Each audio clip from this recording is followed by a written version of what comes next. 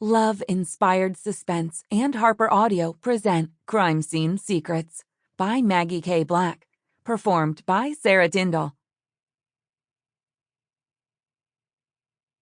Let the words of my mouth and the meditation of my heart be acceptable in thy sight, O Lord, my strength and my Redeemer. Psalm 19:14.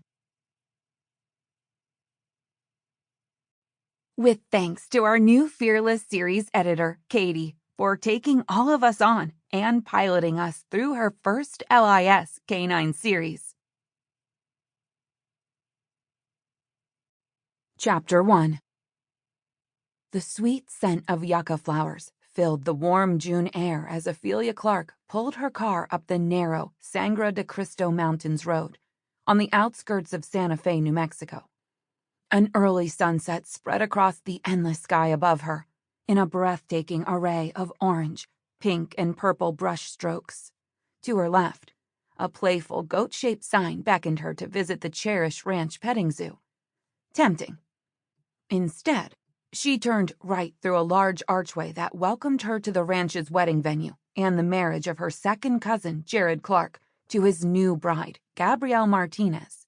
Rustically elegant adobe buildings seemed to cascade across the mountains ahead of her, their soft, clay-colored walls punctuated by dark wooden beams called vigas. A handful of people mingled, chatted, and nibbled on appetizers in a huge courtyard underneath strings of patio lights. A large barn lay beyond it.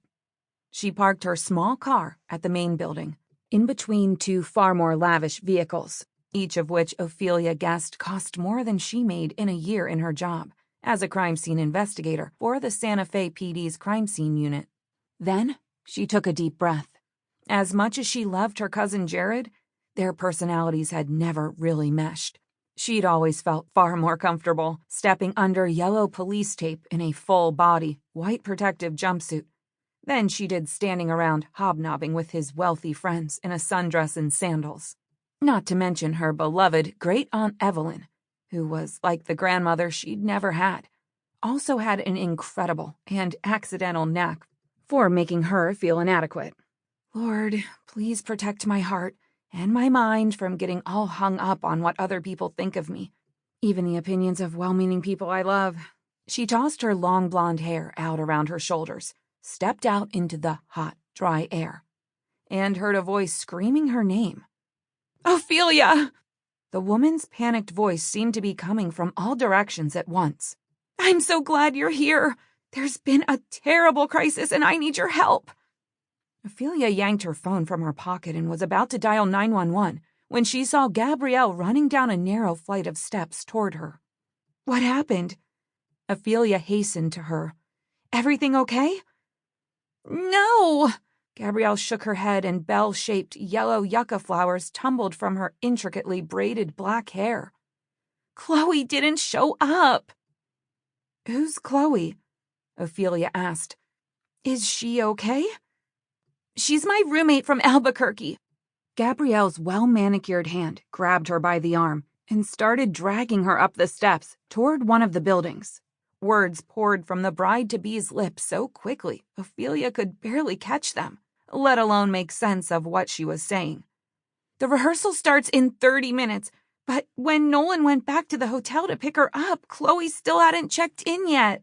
Who's Nolan? I don't understand. And then I got a text from Chloe saying she wasn't coming to the wedding at all. So she's not here.